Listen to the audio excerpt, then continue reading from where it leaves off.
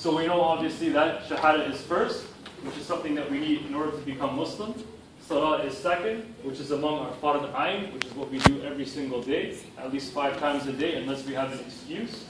And then we have Zakat, which is annually, once a year, right? And then we have Sawm, which also happens annually for the month of Ramadan.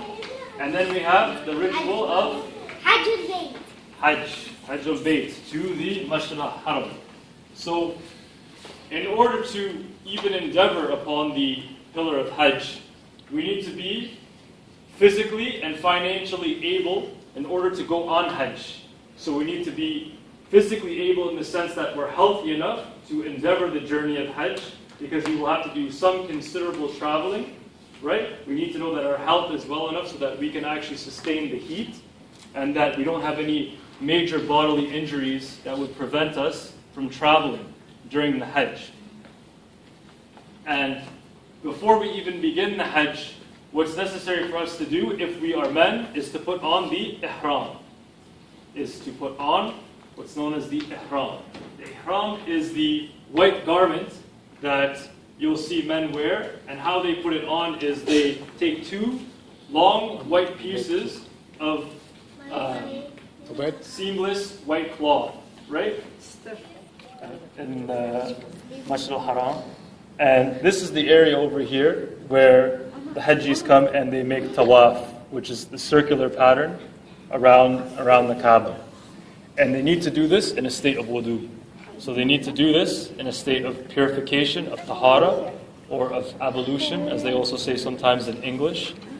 And all of you know, for the most part, how to do that. So then, once you're in this state of wudu, you need to maintain this throughout the entire time that you're actually making the tawaf. So for the entire 7 circular orbits that you'll be doing, right, with everyone else who's doing Hajj with you.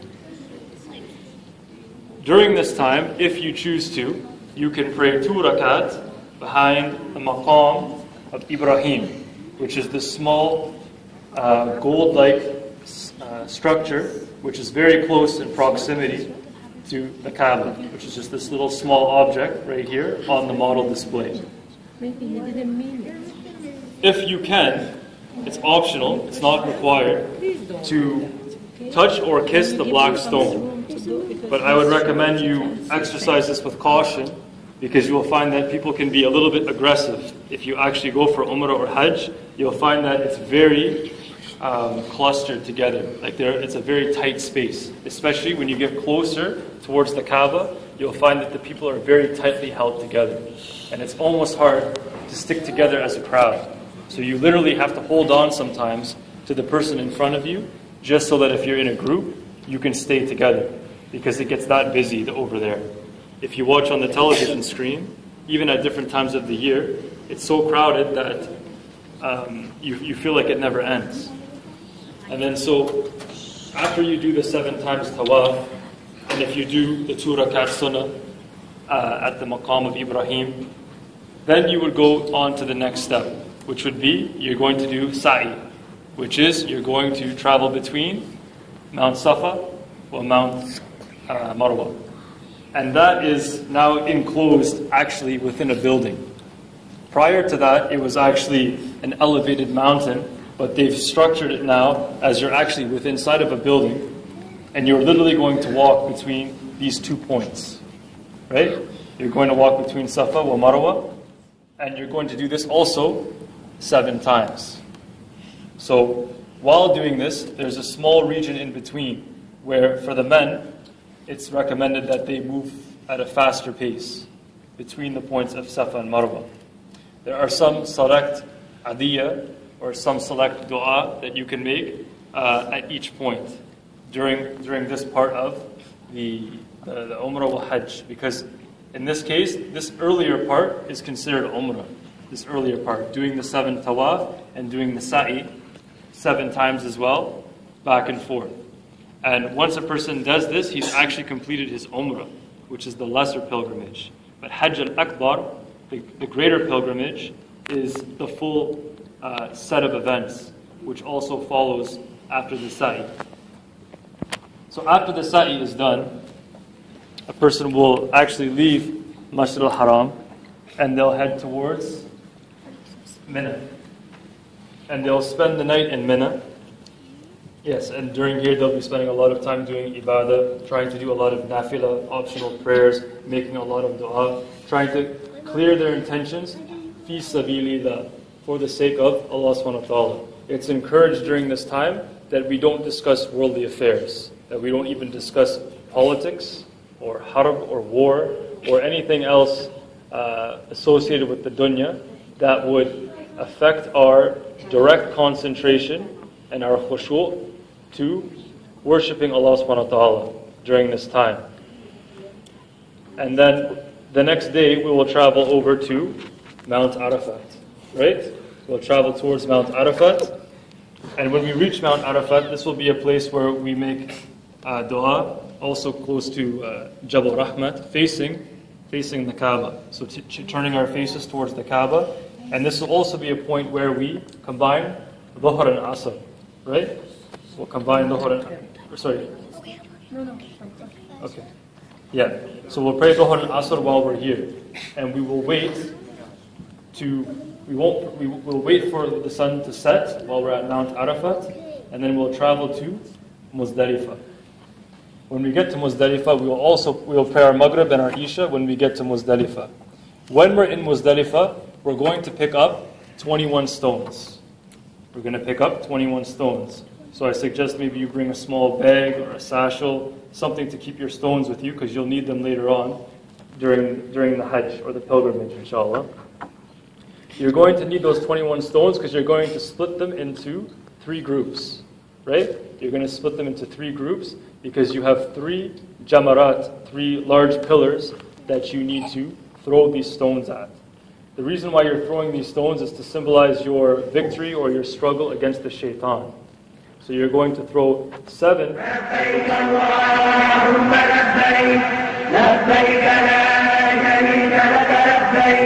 إن الحمد والنعمة لك الملك لا شريك لك لبيك اللهم لبيك لبيك لا شريك لك لبيك إن الحمد والنعمة لك الملك لا شريك لك لبيك اللهم لبيك لبيك لا شريك لك لبيك إن الحمد والنعمة لك الملك لا شريك لك لبيك اللهم لبيك لبيك لا شريك لك لبيك إن الحمد والنعمة لك الملك لا شريك لك لبيك اللهم لبيك لبيك لا شريك لك لبيك إن الحمد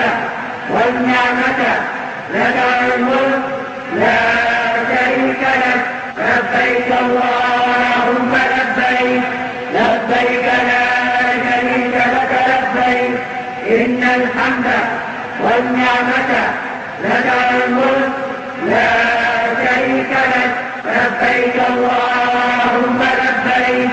لبيك لا شريك لك لبيك إن الحمد والنعمة لك الملك لا شريك لك لبيك اللهم لبيك لبيك لا شريك لك لبيك إن الحمد والنعمة لك الملك لا شريك لك لبيك اللهم لبيك لبيك لا الله أكبر الله أكبر الله أكبر لا إله إلا الله الله أكبر الله أكبر ولله الحمد الله أكبر الله أكبر الله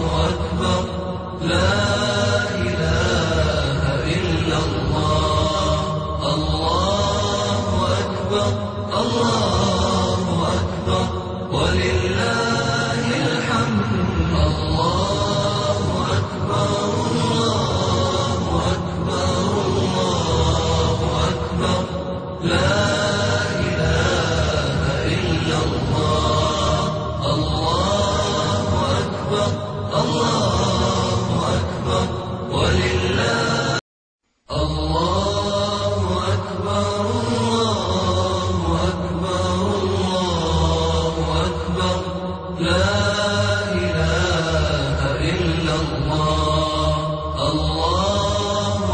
أكبر الله أكبر ولله الحمد الله أكبر الله أكبر الله أكبر لا إله إلا الله الله أكبر الله أكبر ولله الحمد الله أكبر الله أكبر الله أكبر لا إله إلا الله الله أكبر الله أكبر ولله الله أكبر الله أكبر الله أكبر لا إله إلا الله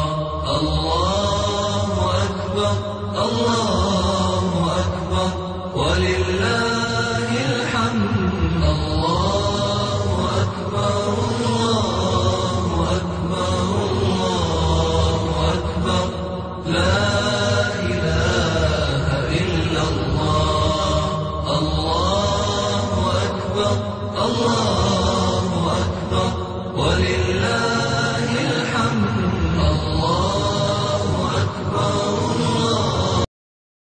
لبيك اللهم لبيك لبيك لا شريك لك لبيك. يا من أتاه الناس كي يتطهروا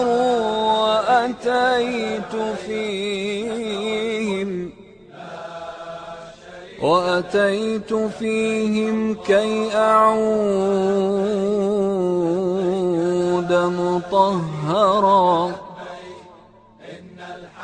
لكنني دون العباد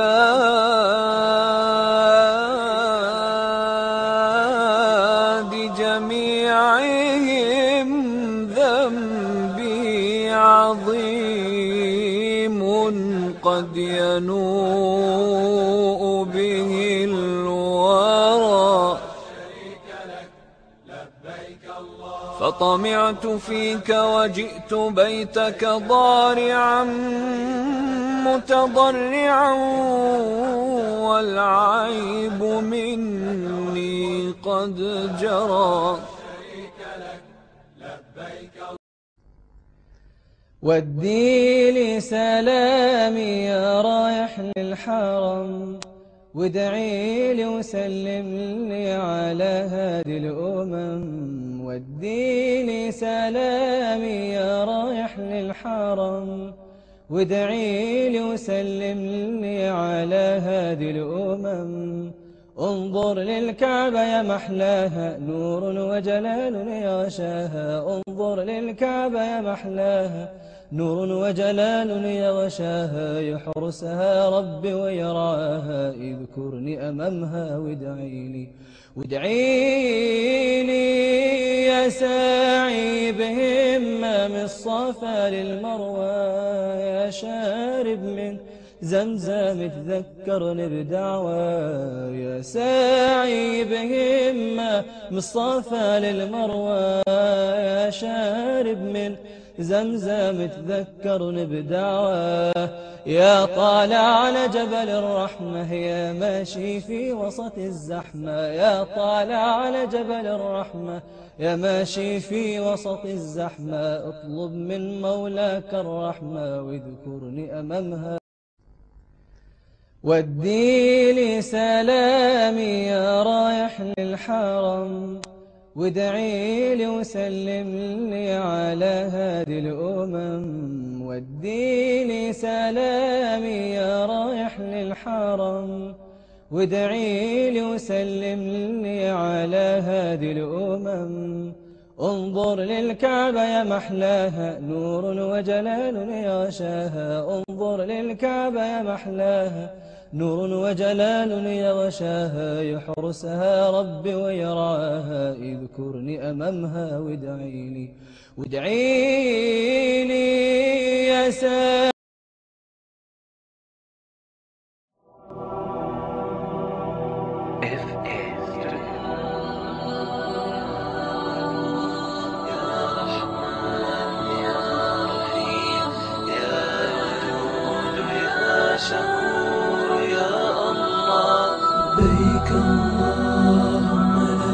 لبيك لبيك لا شريك لك لبيك إن الحمد والنعمة لك والملك لا شريك لك لبيك لبيك اللهم لبيك لبيك لا شريك لك لبيك إن الحمد والنعمة لك والملك لا شريك لك لبيك لبيك اللهم لبيك لبيك لا شريك لك لبيك إن الحمد والنعمة لك والملك لا شريك لك لبيك لبيك اللهم لبيك لبيك لا شريك لك لبيك إن الحمد والنعمة